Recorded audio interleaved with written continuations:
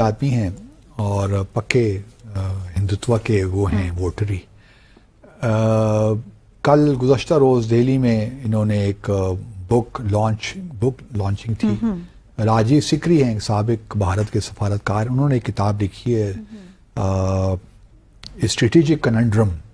ری shipping India's foreign policy. تو اعظم شہباز شریف کا مہنگائی کے اشاریوں میں کمی پر اظہار اطمینان. افراط زر کی شرح اور پاکستان ادارہ شماریات کے اعداد و شمار کے مطابق مہنگائی میں کمی ہوئی ہے. وزیر اعظم غزہ میں صہیونی بمباری سے 24 گھنٹوں میں مزید 61 فلسطینی شہید ہو گئے. کوئی بات ہو سکتی ہے کبھی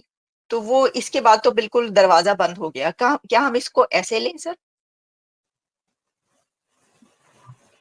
نہیں, یہ تو خیر اس سے یہ مطلب نکالنا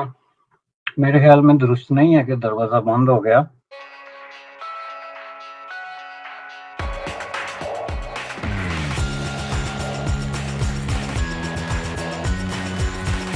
تقریب رونمائی میں یہ وہاں تھے, تو وہاں انہوں نے جو خطاب کیا تو جو پڑوسی ممالک ہیں ان کے ساتھ بھارت کے تعلقات پر بات کی. اور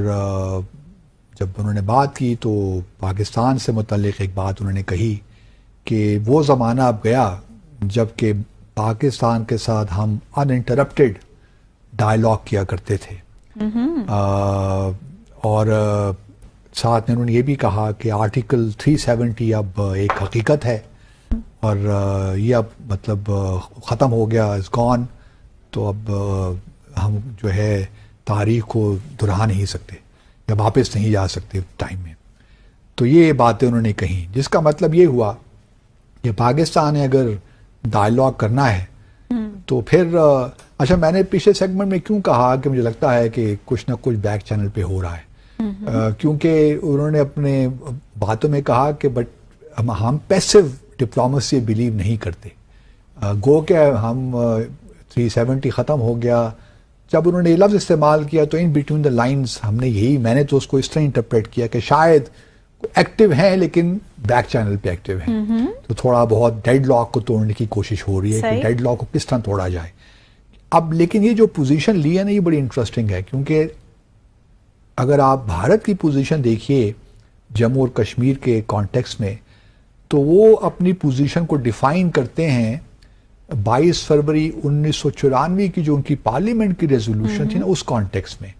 وہ کہتے ہیں کہ ہم نے آزاد جموں اور کشمیر اور گلگت بلتستان بھی آپ لوگوں سے لینا ہے, کیونکہ وہ انٹیگرل پارٹ ہے جموں اور کشمیر کی ریاست کا, جو 1947 سے پہلے ایگزسٹ کرتی تھی. تو وہ لیکن اس کا بھی ذکر انہوں نے کچھ نہیں کیا, آزاد جموں اور کشمیر کا بھی ذکر کیوں نہیں کیا. صرف اتنا کہا کہ آرٹیکل 370 جو ہے وہ اب بس حقیقت وہ چلا گیا, بات ختم ہو گئی, اب آگے بڑھیے. اور ساتھ میں یہ کہا کہ ہماری جو ڈپلومیسی وہ پیسو نہیں ہے, ہم پیسو نہیں ہیں جہاں تک ہمارے نیبرز کی بات ہے یا پاکستان کی بات ہے. تو اس سے مجھے اندازہ ہوا کہ شاید بیہائنڈ دا سینس کچھ, میرا صرف مشورہ اپنی حکومت کو یہی ہوگا, جس طرح میں پہلے بھی کہتا رہا ہوں میں ابھی تک, بلکہ میں نے اپنا ایک آرٹیکل بھی پچھلے دنوں لکھا تھا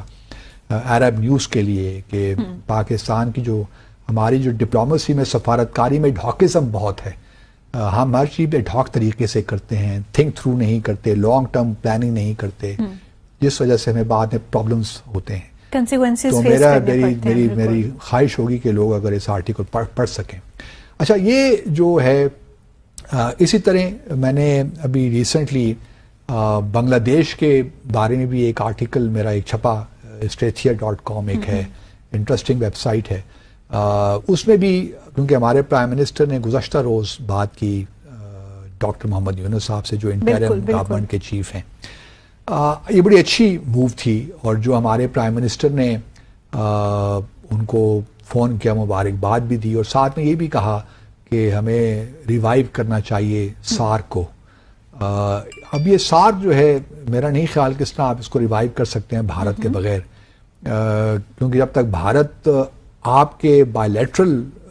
ڈیڈ لاک نہیں ٹوٹتا اس وقت تک بھارت یہاں پہ, کیونکہ سارک جو 19 سمٹ ہونی ہے اس کی میزبانی پاکستان نے کرنی ہے. یا تو یہ ہے کہ آپ یہ ایگری کر لیں کہ چلیے جی ہم دستبردار ہوتے ہیں ہم اپنی میزبانی سے, تو یہ جو 19 سمٹ ہے یا آپ کھٹمنڈو میں کروا لیں یا کسی اور ساؤتھ ایشین کنٹری میں کروا لیں, تو پھر تو ممکن ہے کہ یہ ڈیڈ لاک ٹوٹ جائے. Is that possible? نہیں,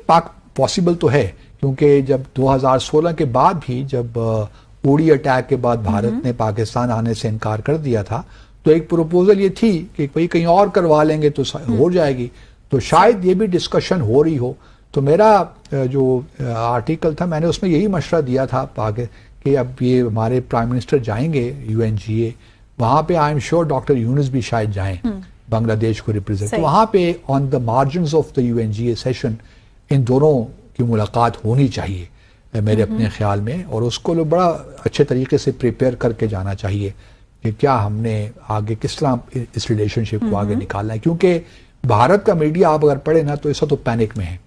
ان کو سمجھ نہیں آ رہی کہ بنگلہ دیش کو کس طرح ڈیل کریں اس نئی سچویشن کو، بلکہ ابھی ہر روز ہی کوئی نئی کہانی. اور اب پہلے تو پاکستان کے ساتھ ایک فکسیشن تھی نا، اب بنگلہ دیش کے ساتھ بھی ہو گئی ہے. بالکل. اور وہ بیسیکلی جیسے کہ ہم جانتے ہیں جو ٹریک ریکارڈ ہے پاکستان انڈیا جو ڈپلومیٹک جو کوششیں ہو رہی ہیں گزشتہ کئی سالوں سے، اس میں یہ ایک آبویس قسم کا ایک پوزیشننگ ہے جو پاکستان نے اختیار کی ہوئی ہے کہ ہر دفعہ جب فورم نزدیک آتا ہے تو موسٹ آف دا ٹائم آخری سٹیج پہ ڈیسیجن ہوتا ہے کہ اس میں شامل ہونا ہے یا نہیں ہوتا. اس کا جو ایک پہلا پروسیس ہوتا ہے اس کو آلموسٹ بائی پاس کیا جاتا ہے، اور جو اس چیز کی انڈیکیشن ہوتی ہے کہ at the end of the day جب بالکل ہی فورم تیار بیٹھا ہے تو اس وقت جو پاکستان کی جو موسٹ پاورفل اور ڈیسیجن میکنگ جو کمپیٹنٹ اتھارٹیز ہیں جن کے پاس یہ اختیار ہے، وہ پھر آل آف سڈن ڈیسائیڈ کرتے ہیں کہ جانا ہے یا نہیں جانا، تو جانا ہے تو کس طرح جانا ہے. تو یہ ماضی میں جو ہے کچھ پولیٹیکل سرکلز نے جب وزیر خارجہ پیپلز پارٹی کے تھے تو انہوں نے کوشش کی تھی اس روایت کو توڑنے کے لیے، جو کہ ایک بہت بڑی ایک انٹرنیشنل سطح پہ اچھے طریقے سے دیکھا جا رہا تھا کہ اس کو ٹوٹنا چاہیے، لیکن وہ بھی اس میں کامیاب نہیں ہوئے تھے. جس طریقے سے انہوں نے اس پہ انیشیٹو لیا اور پھر اس کو وائنڈ اپ کیا، اس سے بہتر تھا کہ نہ ہی جاتے. اب یہ جو ان انٹرپٹیڈ کا مطلب تو جو بھی ہے، لیکن یہ جس طرح کا بھی ہوتا رہا ہے، یہ میں نے پہلے بھی ابھی کسی بات سے پروگرام میں بات کر رہا تھا میں کہ یہ بہت بڑا گیپ آ گیا ہے پاکستان انڈیا کے درمیان کسی طرح کی کوئی ریلیشن شپ جو ہے اس کو ایکول فوٹنگ پہ آگے چلانے کے لیے. اچھا. اس کی وجہ یہ ہے کہ یہ وہ سٹیج اب گزر گیا ہے. جو انیشل سٹیجز تھے جن پہ ڈیفرنٹ فورمز پہ پاکستان انگیج کر سکتا تھا انڈیا کے ساتھ، وہ اس نے جو ہے وہ ٹائم گزار دیا. اب وہ سارے فورمز پہ ہوا وہ کسی بھی سطح پہ ہو، انہوں نے اسپیشلی جو گلوبل ساؤتھ کے حوالے سے یا انڈو پیسیفک کے حوالے سے جو پالیٹکس ہو رہی ہے آسٹریلیا سے لے کے جاپان تک یا یونائٹڈ اسٹیٹ آف امریکہ کے حوالے سے جو چائنا کے ساتھ، تو اس میں جو ہے وہ انڈیا نے ایک سالڈ پوزیشن جو ہے وہ اختیار کر لی ہے. اب وہ پاکستان یا کسی اور ملک کے کہنے پہ یا اس کی کسی ریزرویشنز کو سامنے رکھنے کے بعد اس میں کسی طرح کی تبدیلی کی گنجائش تو مجھے نظر نہیں آتی. اس لیے انہوں نے کہا کہ اب اس کا کوئی مطلب نہیں. لیکن اس کا جو اہم ترین مطلب تھا، جو میں سمجھتا ہوں کہ بہت امپارٹنٹ ہے، وہ یہ ہے کہ انہوں نے یہ کہا کہ 370 کے بعد اس کی ضرورت ختم ہو جاتی ہے. ان الفاظ میں نہیں، لیکن اس کا مطلب یہی ہے